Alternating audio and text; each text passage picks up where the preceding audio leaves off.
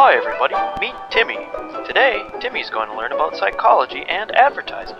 Psychology has always been an essential component of advertising. Advertising's main functions are to inform, persuade, and influence. Today, we'll be focusing on persuasion. One of the most widely accepted models of persuasion that is often associated with advertising is the elaboration likelihood model. The elaboration likelihood model, otherwise known as the ELM, is the theory identifying two ways a communication can be persuasive: the central route or peripheral route. The route which is taken is dependent upon the abilities of processing and the motivation of the receiver. That's you, Timmy. Let's spell it out for you, Timmy. Here is the central route. This is a direct route of persuasion that appeals to logic and involves a great deal of thought.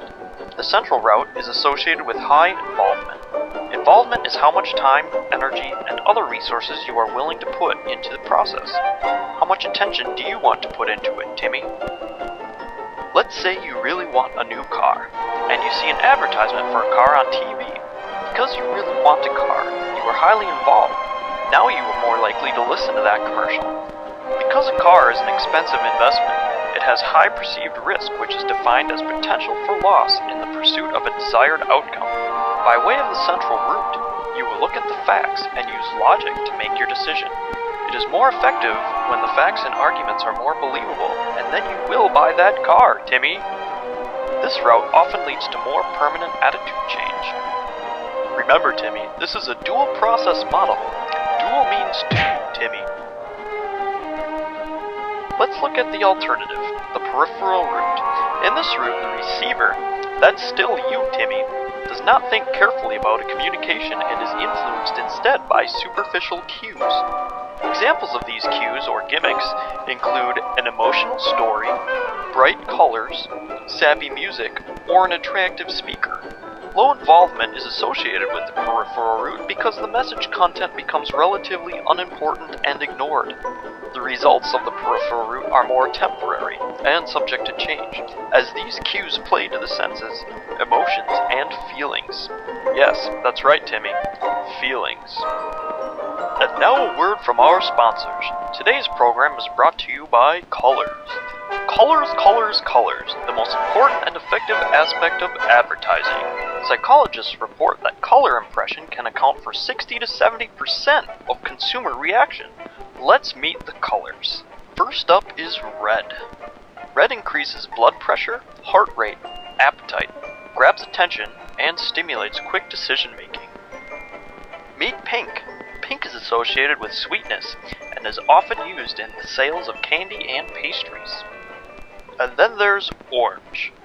Orange causes people to feel energetic and is often found in fast food restaurants. Prolonged exposure to orange can make one become very aggressive. Up next is yellow. Yellow is the first color processed by the human eye, so it is often used to draw attention. Say hi to green. Green is a relaxing color often found in hospitals. In the current trend to go green, it often represents things which are environmentally friendly and natural. Let's welcome blue. Blue is the most popular, favorite color among adults. It is often used to sell jewelry and is the color of loyalty. Blue can also add a nauseating effect to food. Purple, come on down! Purple is one of the most difficult colors to produce. It is often associated with the royal, rich, and luxurious. And next we have brown. Brown is favored by men over women and often used to represent that which is natural and of the earth. Brown represents solidity and strength. And here comes black. Black represents power, sophistication, and formality. It's used to make other colors pop and a preferred color for type for increased readability. And finally there's white. White represents cleanliness and purity to many people. White can also imply simplicity, newness, and high technology. And next time you need to advertise, remember what colors can do for you. And now back to Timmy and his feelings. You see, Timmy, your feelings have a huge impact on how you're persuaded and how you spend your money. The ultimate goal of advertising. Feelings can also be referred to as affect. Affect occurs rapidly and involuntarily in response to a stimulus, like advertising. There is positive affect, such as joy, hope, or pleasure, and negative affect, like anger, fear, and shame. These strongly shape your behavior and risk perception, Timmy. And did you know advertisers often rely on the affect heuristic to predict how you might respond to an advertisement, as well as your corresponding behavior? Well, Timmy, I sense your confusion. Let me define that for you. The affect heuristic refers to decisions that are determined by affective considerations, such as our feelings of like and dislike, or good and bad. It basically works like this, Timmy. If a stimulus arouses a negative effect, the receiver, haha yes Timmy, that's still you, will perceive the risks as higher and the benefits potentially lower. Conversely, if the stimulus yields a positive effect in the receiver, Timmy here will judge the related risks as low and the benefits higher, and increase the chances you will buy the product.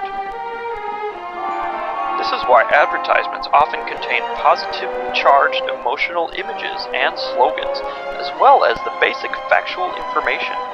The amalgamation of these elements work through the central and peripheral routes. Do you see that, Timmy? How I brought that back around? And that is how psychology in advertising works. Since we've come full circle, it seems it's time to say goodbye for today. Say goodbye, Timmy, and join us next time to find out what else Timmy can learn.